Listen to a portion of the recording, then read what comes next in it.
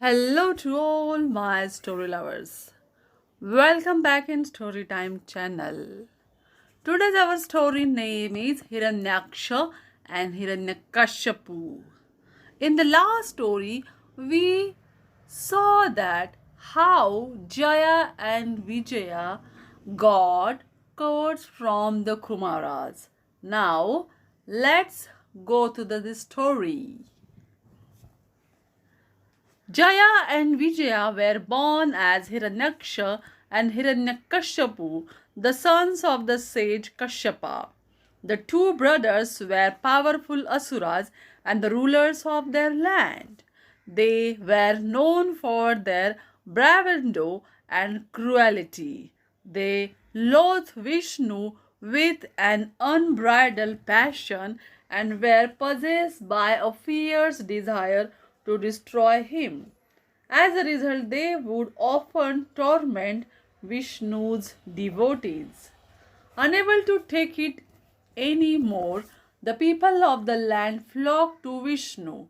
O Lord, you teach us to be kind and pious and helpful to others, but the Asuras don't follow your ways at all. They torment us every chance they get, and we live in the constant fear of them. We need your help. Vishnu smiled and said, Do not worry, I will take care of this.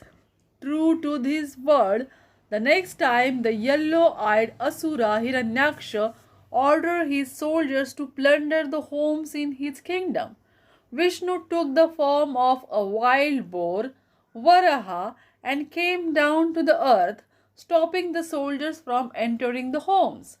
When Hiranyaksha heard the news, he was shocked. That's ridiculous. How can a wild boar be match for my soldiers?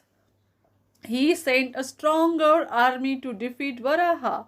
While the boar was dismaying Hiranyaksha's army, the Asura kidnapped Bhudevi in an attempt to take over the world and imprison her in the ocean. Hearing Bhudevi's cries, Vishnu, still in the form of Varaha, rushed to rescue her, and duel between the well-armed Hiranyaksha and the weaponless wild boar lasted many years. It was fierce match, but finally the boar killed Hiranyaksha, saving Bhudevi and consequently the earth from his dark rule. Thus Vishnu fulfilled his prophecy in the avatar of Varaha. People everywhere sigh with relief and contentment, happy to have got rid of Hiranyaksha. However, there was still Hiranyakashyipu to be dealt with. At the time of Hiranyaksha's death, Hiranyakashipu had been away from the kingdom. When he came back and learnt about his brother's fate, Hiranyakashipu immediately departed for the realm of the gods and performed severe penance to please Brahma. Delighted with his sincerity, Brahma revealed himself and asked Hiranyakashipu, What do you desire, my beloved devotee? Like almost every other Asura, Hiranyakashipu replied, I want to be immortal. Brahma refused as usual. In that case, said Hiranyakashipu, please bless me so that I cannot die at the hands of human or animal, in the morning or at night, inside or outside the house. So be it, said Brahma. Hiranyakashipu's wife Kayadu, who was pregnant with their child at the time, was a kind and devout woman.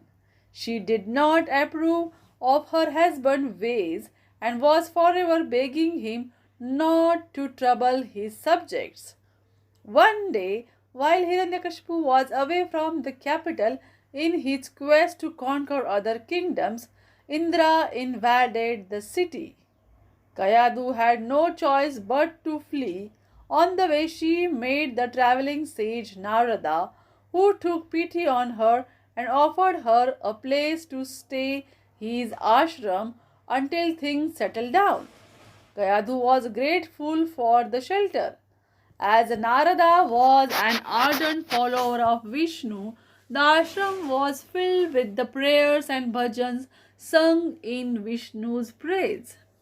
The child in Kayadu's womb could hear all these as well as all the stories of Vishnu's glory. By the time the child was born, he was already devoted to Vishnu. Sage Narada fondly named the newborn Prahlada. Meanwhile, Hiranyakashipu had saved kingdoms and came back victorious to his capital, only to find out that Indra had destroyed his palace and that his wife now resided in Narada's ashram. He rushed to the ashram to see his wife and son, and after thanking the sage profusely, brought his family back to the capital. Hiranyakashipu was furious at the gods, and his Vedanta against Vishnu in particular grew more intense. He thought Indra had the gall to ruin my home and capital in my absence only because of Vishnu's support. Vishnu is my enemy, and from this day on I will not allow anyone to say his name in my kingdom. Years passed. Prahlada grew into a happy and cheerful child, still a Vishnu devotee. He would keep chanting, Vishnu is the best supreme being. When he went to his Gurukul, his teacher tried his best to dissuade him from chanting that, following Hiranyakashipu's instruction. But Prahlada smiled and said simply, that is not the truth. No matter what anyone said, he just repeated what he had learned when he was in his mother's womb back at Narada's ashram. Once, when he was visiting his parents, his father took the boy in his arms and asked him affectionately, my child, you must have studied many things in your Gurukul. Tell me what you have learned. Dear father, Vishnu is the greatest force that exists. He is kind and forgiving, and we should be the same. If you have faith in him, the journey of life will become much easier. Shaken by what he had just heard, Hiranyakashipu threw Prahlada to the ground. Kayadhu came running to find out what was happening and was alarmed to see her husband's face red with anger. Prahlada, however, was not perturbed. He just picked himself up, folded his hands, and began chanting, Om Narayana. Hiranyakashipu summoned his son's gurus and questioned them. What have you been teaching my young son? One of you is responsible for putting these thoughts into his head. How dare you teach my child to chant the name of my sworn enemy? Tell me, who is the culprit? He will be punished severely. No, sir, replied the sacred teachers. We haven't taught him anything about Vishnu. In fact, he is the one who teaches us. The truth is that he is a good boy, and we have never seen him throw a tantrum or take advantage of his princely status. He studies all subjects equally delightfully, and we have no complaints except one. He refuses to listen to us when it comes to Vishnu. Otherwise, he is a picture of perfection. Hiranyakashipu calmed down and thought for a while. Finally, he decided to give Prahlada's teacher another chance to take the boy's mind off Vishnu. Time passed, but nothing changed, and Hiranyakashipu soon lost his patience. How can my own flesh and blood chant my enemy's name day and night?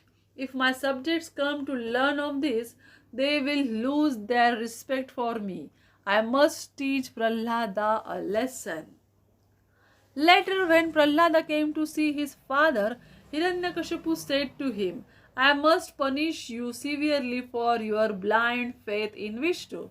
I cannot spare you simply because you are my son.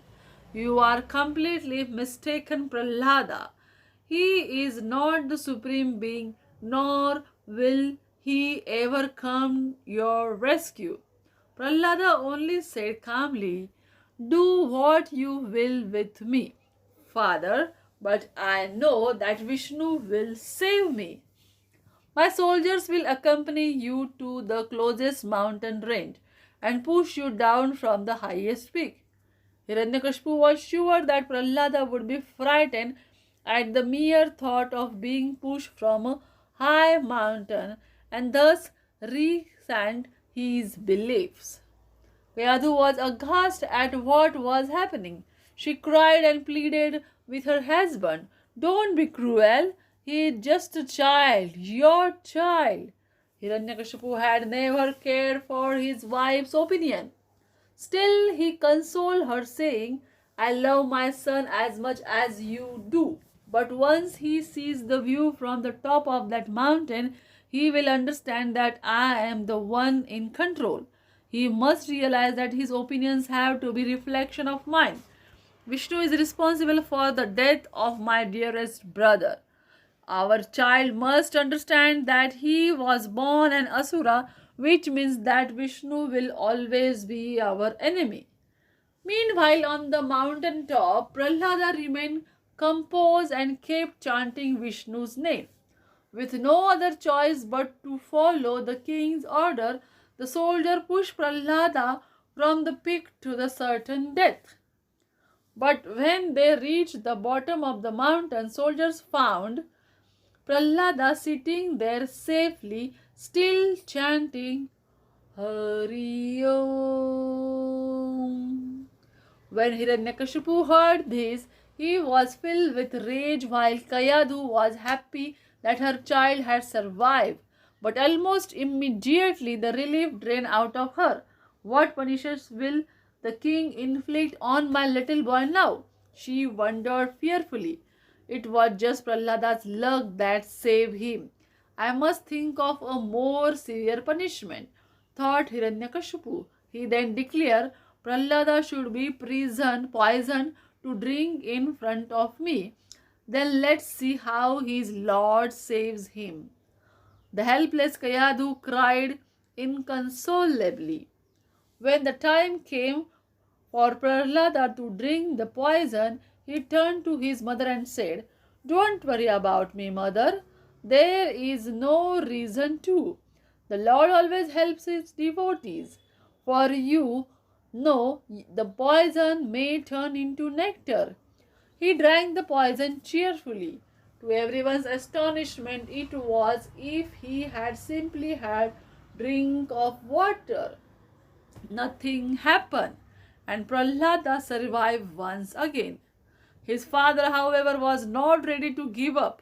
He devised yet another cruel punishment.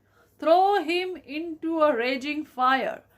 I would rather lose a child than have an enemy like him live in the same home as me. But Prahlada survived even the flames without so much as blister. Hiranyakashipu did not know what to do next. He was frustrated, angry, and unable to accept the fact that his child was true devotee of his enemy.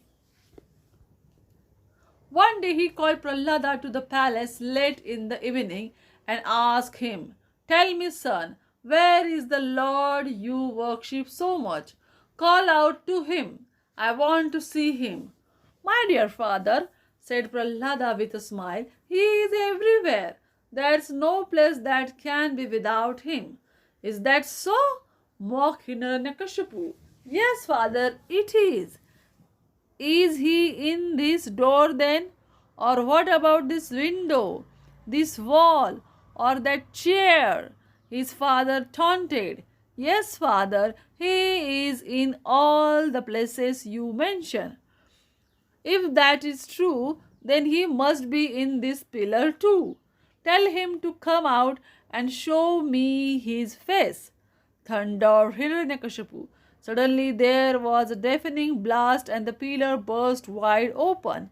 A creature with the face of lion and body of a human emerged from it. It was the god Narsimha, another one of Vishnu's avatara. Hiranyakashipu tried to fight the creature, but he was no matches for the god, of course. Narsimha grabbed the king and held him down in the doorway. So Hiranyakashipu was neither inside the house nor outside. At that time it was neither morning nor evening. It was twilight. Narsimha had thus fulfilled all the condition of Brahma's boon, and within a minute he killed Hiranyakashipu. An intense silence fell upon the palace. Narasimha approached Prahlada and said with love, "You will be remembered as one of my greatest devotees on earth. When people think of me, they will think of you too. Against all odds, you stuck to your faith in me. You are the supreme soul. May you have all the kingdoms you deserve and rule them wisely. You will be the prosperous and much loved, and I will always be with you." Thus, the first mortal births of Jaya and Vijaya in the form of enemies of the Lord came to an end. Now, this is the end of the story. Do you like it? Then comment it and subscribe our channel. Bye bye.